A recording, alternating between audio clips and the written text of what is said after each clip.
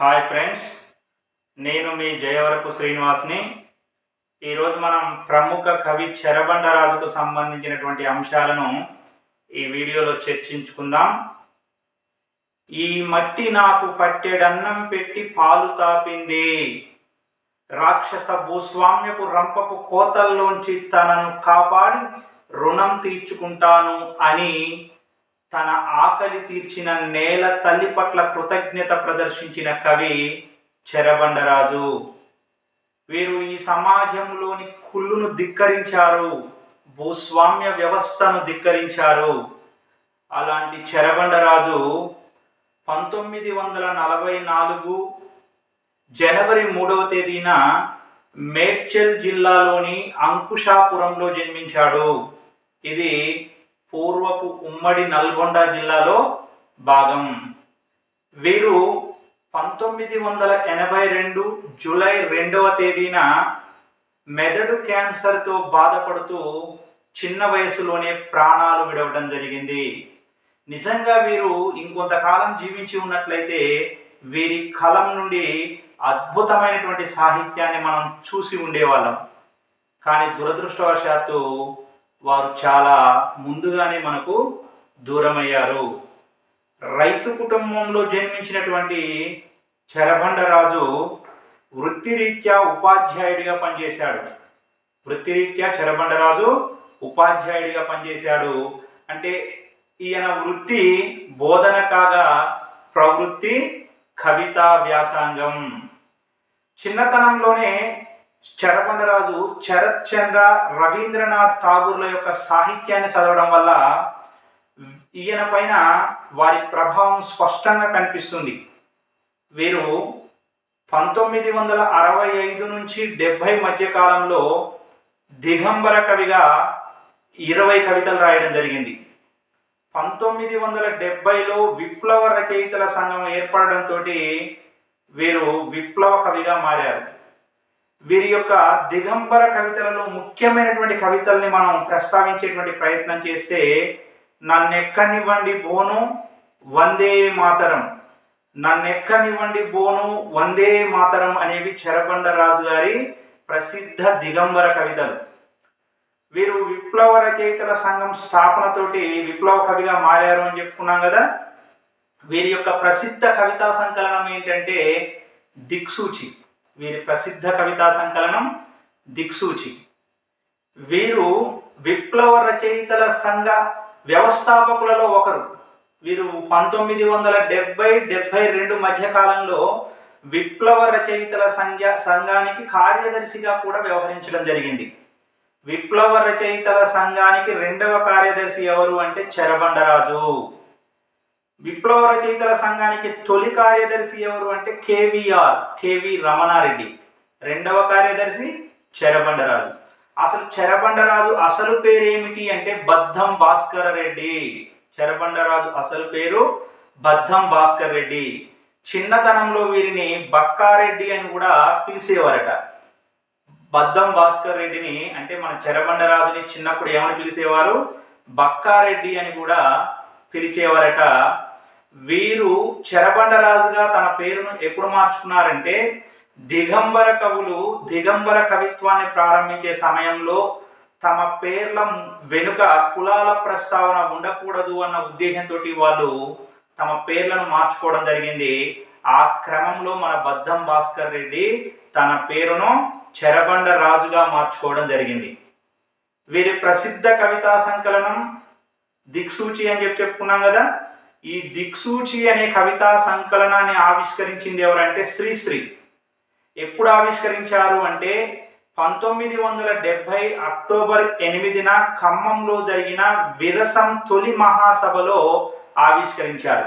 దిక్సూచి కవితా సంకలనాన్ని శ్రీశ్రీ ఎక్కడ ఆవిష్కరించారు, ఎప్పుడు ఆవిష్కరించారు అంటే 1970 అక్టోబర్ 8వ తేదీన ఖమ్మంలో జరిగిన విప్లవ రచయితల సంఘపు తొలి సమావేశంలో ఆవిష్కరించడం అనేది జరిగింది.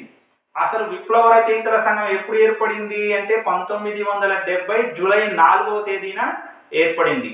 చెరబండరాజు ఈ విరసానికి విప్లవ రచయితల సంఘానికి వర్కింగ్ కమిటీ సభ్యుడిగా కూడా పనిచేయడం జరిగింది. దీన్ని అభ్యర్థులు గమనించాలి. ఇక ఈ దిక్సూచి అనేటువంటి కవితా సంకలనాన్ని చెరబండరాజు ఎవరికి అంకితం చేశారు అంటే తన తండ్రి చంద్రారెడ్డికి అంకితం చేయడం జరిగింది. చెరబండరాజు తన దిక్సూచి అనే కవితా సంకలనాన్ని తన తండ్రి చెరబండరాజుకి అంకితం చేశాడు. దీన్ని అభ్యర్థులు గమనించాలి. వీరేమన్నారు? ఖలం ఘలం ప్రాణపదం ప్రజకు నేను అంకితం, పోరాటం డైరెక్షన్ పాట నాకు ఆక్సిజన్ అంటూ వీరు తన కవితా ప్రస్థానాన్ని కొనసాగించారు. ఖలం ఘలం ప్రాణపదం ప్రజకు నేను అంకితం, పోరాటం డైరెక్షన్ పాట నాకు ఆక్సిజన్ అంటూ తన కవితా ప్రస్థానాన్ని కొనసాగించిన విప్లవ కవి ఎవరు అంటే చెరబండరాజు అని గుర్తుంచుకోండి. చెరబండరాజు శ్రీశ్రీకే స్ఫూర్తినిచ్చినటువంటి కవి. అందుకే శ్రీశ్రీ తన విప్లవ రచన అయినటువంటి మరో ప్రస్థానాన్ని చెరబండరాజుకి అంకితం చేశాడు. దీన్ని బాగా గుర్తుపెట్టుకునే ప్రయత్నం చేయాలి అభ్యర్థులు. మరి చెరబండరాజు ముఖ్యమైనటువంటి రచనలు మనం చూస్తే గమ్యం, ముట్టడి, పల్లవి, జన్మ హక్కు, కత్తిపాట అనేటువంటి రచనలు చెరబండరాజు చేయడం జరిగింది. ఇందులో కత్తిపాట అనేది పాటల సంకలనం కాగా మిగిలినవి కవితా సంకలనాలు. వీరి ప్రసిద్ధ కవితా సంకలనం ఏమని చెప్పుకున్నాము? దిక్సూచి. అదేవిధంగా వీరు మా పల్లె ప్రస్థానం అనేటువంటి నవలలు కూడా రాశారు. మా పల్లె ప్రస్థానం అనే నవలలు రాసిన కవి ఎవరు అంటే చెరబండరాజు. మా పల్లె అనే నవల జైలులో ఉండగా రాశారు ఎమర్జెన్సీ రోజుల్లో. అదేవిధంగా వీరు రాసిన నాటిక గంజి నీళ్లు. వీరు రాసిన నాటిక ఏంటి? గంజి నీళ్లు. కాంతి యుద్ధం, గౌరమ్మ కళలు, నిప్పురాళ్ళు అనేటువంటి ఇతర రచనలు కూడా చెరబండరాజు చేయడం జరిగింది. చెరబండరాజు రాసిన కథలకు ఏమని పేరు అంటే చెరబండరాజు కథలు అని పేరు. చెరబండరాజు కథలు అనే పేరుతోటి చెరబండరాజు కథలు కూడా రాయడం జరిగింది. దీన్ని గుర్తుంచుకోవాలి. ఇంటింటా చీకటే ప్రతి ఇంటా కన్నీరే అన్న కవి చెరబండరాజు. ఇంటింటా చీకటే ప్రతి ఇంటా కన్నీరే అన్న కవి ఎవరు? చెరబండరాజు. విప్లవాల యుగం మనది, విప్లవాల యుగం మనది, విప్లవిస్తే జయం మనది అన్న కవి కూడా చెరబండరాజే.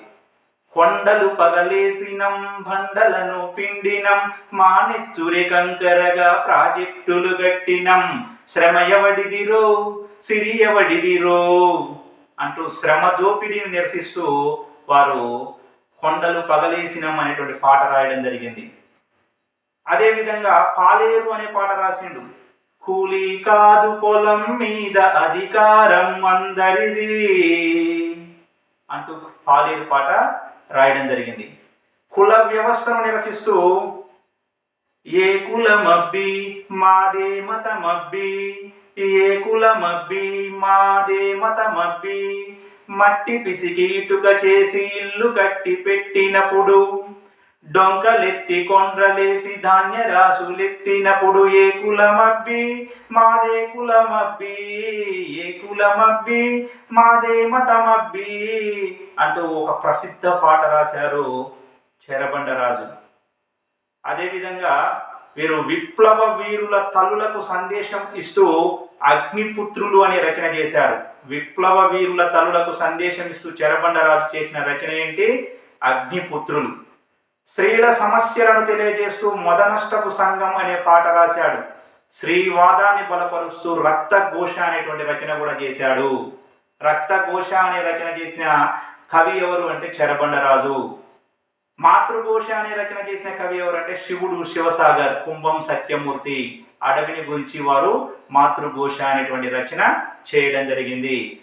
చక్కగా గుర్తుపెట్టుకునేటువంటి ప్రయత్నం చేయాలి అభ్యర్థులు. ఇంకా చెరబండరాజు యొక్క సాహితీ ప్రస్థానాన్ని మనం పరిశీలిస్తే వీరు ఎమర్జెన్సీ రోజులలో తన ఉద్యోగాన్ని కూడా కోల్పోవలసి వచ్చింది. ప్రభుత్వ ఉపాధ్యాయుడిగా ఉన్నటువంటి చెరబండరాజు మరి ఎమర్జెన్సీ రోజులలో తన యొక్క ప్రభుత్వ ఉద్యోగాన్ని కూడా కోల్పోవలసి వచ్చింది. అయినా కూడా వారు ఎక్కడ కూడా రాజీ పడలేదు. అశోక చిహ్నం అనేటువంటి విప్లవ గీతం రాసిన కవి ఎవరు అంటే చెరబండరాజు. మారలేదన్నా అనే గేయం రాసిన కవి కూడా చెరబండ రాజే. నేను భారత విప్లవాన్ని అన్న కవి చెరబండరాజు. వందే మాతరం అనే గేయంలో ఓ నా ప్రియమైన మాతృదేశమా, తల్లివి తండ్రివి దైవానివి నీవేనమ్మా, దుండగులతో పక్క మీద కులుకుతున్న శీలం నీది అని చెప్పి పచ్చిగా వ్యాఖ్యానించడం జరిగింది. ఇది సంచలనం సృష్టించిన కవిత నాటి తెలుగు సాహిత్యంలో. అలా వీరి గురించి పరిశీలించేటువంటి ప్రయత్నం చేస్తే వీరు ఇంకా కత్తి నీది కలం నాది శక్తి నీది యుక్తి నాది, నీ రంగం రణరంగం నా రంగం భావితరంగం అనడు.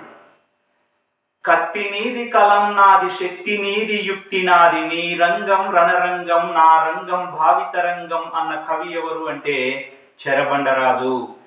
కత్తి నీది కలం నాది శక్తి నీది యుక్తి నాది, నీ రంగం రణరంగం నా రంగం భావితరంగం అన్న కవి చెరబండరాజు అని చెప్పేసి గుర్తుంచుకోవాలి. ఇంకా చూడండి, చెరబండరాజు భావ కవిత్వాన్ని కూడా విమర్శించడం జరిగింది. వీరు మెదడు క్యాన్సర్ తోటి చనిపోవడం జరిగింది. ఒక్కసారి పరిశీలించండి. కవి పేరు చెరబండరాజు, అసలు పేరు బద్దం భాస్కర్ రెడ్డి. చెరబండరాజు అసలు పేరేంటి? బద్దం భాస్కర్ రెడ్డి అని చెప్పి అభ్యర్థులు గుర్తుంచుకోండి. జననం 3/1/1944 అంటే జనవరి 3వ తేదీన 1944 సంవత్సరంలో వారు జన్మించడం అనేది జరిగింది. మరణం 2/7/1982 1982 జూలై 2వ తేదీన వారు పరమపదించారు. 38 సంవత్సరాలకే బ్రెయిన్ ట్యూమర్ తోటి, మెదడు క్యాన్సర్ తోటి వారు చనిపోయారు. తెలుగు సాహిత్యానికి ఇది తీరని లోటు అని చెప్పి నిస్సందేహంగా చెప్పవచ్చు. జన్మస్థలం మేడ్చల్ జిల్లాలోని అంకుశాపురం. వీరి జన్మస్థలం మేడ్చల్ జిల్లాలోని అంకుశాపురం. వీరు రైతు కుటుంబంలో జన్మించి వృత్తిరీత్యా ఉపాధ్యాయుడిగా పనిచేశారు. రైతు కుటుంబంలో జన్మించారు. వ్యవసాయ పనుల మీద కూడా వీరికి కొంత అనుభవం ఉంది. కానీ వీరు ప్రభుత్వ ఉపాధ్యాయుడిగా పనిచేయడం జరిగింది. వీరిపై ఎవరి ప్రభావం కలదు అంటే శరత్ చంద్ర, రవీంద్రనాథ్ ఠాగూర్ల ప్రభావం కలదు. అభ్యర్థులు గమనించాలి. వీరు 1965 నుంచి 70 మధ్య కాలంలో దిగంబర కవిగా కవిత్వం రాశారు. అంటే వీరు తొలుత దిగంబర కవి, తర్వాత విప్లవ కవిగా మారారు. దిగంబర కవిగా కవిత్వం రాసి విప్లవ కవిగా మారిన కవి ఎవరు అని చెప్పి ప్రశ్న అడిగే అవకాశం ఉంటుంది. చూసుకోండి. 1970 తర్వాత విప్లవ కవిత్వం రాశారు. విప్లవ రచయితల సంఘం వ్యవస్థాపకులలో ఒకరు. వీరు విప్లవ రచయితల సంఘం వ్యవస్థాపకులలో ఒకరన్నమాట. వీరు విప్లవ రచయితల సంఘానికి వర్కింగ్ కమిటీ సభ్యుడిగా కూడా పనిచేయడం జరిగింది. దీన్ని కూడా అభ్యర్థులు గమనించాలి. 1970 జూలై 4వ తేదీన విరసం ఏర్పడింది. విరసం ఎప్పుడు ఏర్పడింది బాగా ఐడియా ఉండాలి మీకు, గుర్తుంచుకోండి. 1971-72 మధ్య కాలంలో వీరు విరసానికి కార్యదర్శిగా పనిచేశారు. చెరబండరాజు 1971-72 మధ్య కాలంలో విరసానికి కార్యదర్శిగా పనిచేశారు. వీరు విరసానికి ఎన్నో కార్యదర్శి? 2వ కార్యదర్శి. విరసం అంటే విప్లవ రచయితల సంఘం. విరసానికి తొలి కార్యదర్శి ఎవరు? కేవి రమణారెడ్డి. విరసం తొలి కార్యదర్శి కేవి రమణారెడ్డి. శ్రీశ్రీ తన మరో ప్రస్థానంను చెరబండరాజుకే అంకితం చేశారు. మరో ప్రస్థానానికి ముందు మాట రాసింది ఎవరు? చలసాని ప్రసాద్. శ్రీశ్రీ యొక్క మరో ప్రస్థానానికి ముందు మాట రాసింది చలసాని ప్రసాద్ గాగా శ్రీశ్రీ తన మరో ప్రస్థానాన్ని చెరబండరాజుకు అంకితం చేశాడు. గుర్తుంచుకోవాలి. చెరబండరాజు ప్రసిద్ధ కవితా సంకలనం దిక్సూచి. గుర్తుంచుకోవాలి. చెరబండరాజు యొక్క ప్రసిద్ధ కవితా సంకలనం దిక్సూచి. దిక్సూచి కవితా సంకలనాన్ని శ్రీశ్రీ 1970 అక్టోబర్ 8న ఖమ్మంలో జరిగిన విరసం తొలి మహాసభలో ఆవిష్కరించారు. దిక్సూచి కవితా సంకలనాన్ని శ్రీశ్రీ 1970 అక్టోబర్ 8వ తేదీన ఖమ్మంలో జరిగిన విరసం తొలి మహాసభలో ఆవిష్కరించారు. బాగా గుర్తుంచుకోండి. చెర తన దిక్సూచి కవితా సంకలనాన్ని తన తండ్రి చంద్రారెడ్డికి అంకితం చేశాడు. చెర అంటే చెరబండరాజు. చెరబండరాజు తన దిక్సూచి కవితా సంకలనాన్ని తన తండ్రి అయిన ఎవరైనా పేరేంటి? చంద్రారెడ్డి. తన తండ్రి అయిన చంద్రారెడ్డికి అంకితం చేయడం జరిగింది. గుర్తుంచుకోండి. ఇక అదే విధంగా మిగిలిన అంశాలు కూడా చూడండి జాగ్రత్తగా. చెరబండరాజు ప్రసిద్ధ కవితలు ఇవి దిగంబర కవితలు. నన్నెక్కనివ్వండి బోను, వందే మాతరం. నన్నెక్కనివ్వండి బోను వందే మాతరం. కో ఫో ఊబి అన్నీ మరణాలే. ఈ రచనలన్నీ కూడా చెరబండరాజుకు సంబంధించినటువంటి దిగంబర కవితలు. అదేవిధంగా చూడండి రచనలు గమ్యం, ముట్టడి, పల్లవి, కత్తిపాట, జన్మహక్కు, దిక్సూచి అనేటువంటి రచనలు చేశాడు. గమ్యం, ముట్టడి, పల్లవి, జన్మహక్కు, కత్తిపాట, దిక్సూచి అనే రచనలు చేసిన కవి చెరబండరాజు. ఇందులో కత్తిపాట అనేది ఒక్కటి మాత్రమే పాటల సంకలనం, మిగిలినవన్నీ కూడా కవితా సంకలనాలు అని గుర్తుంచుకోవాలి. గమ్యం, ముట్టడి, పల్లవి, కత్తిపాట, జన్మహక్కు, దిక్సూచి ఇవన్నీ కూడా చెరబండరాజు రచనలు. ఇందులో ఒక్క దిక్సూచి అనేది, దిక్సూచితో పాటు మిగిలిన రచనలన్నీ కూడా కవితా సంకలనాలు, కత్తిపాట మాత్రమే పాటల సంకలనం, గుర్తుంచుకోండి. ఇక నవలలు మాపల్లె ప్రస్థానం అనే నవలలు రాసిన కవి చెరబండరాజు. చెరబండరాజు రాసిన నాటిక పేరు గంజినీళ్ళు. చెరబండరాజు కథలు అనే పేరుతోటి వెలువడడం జరిగింది.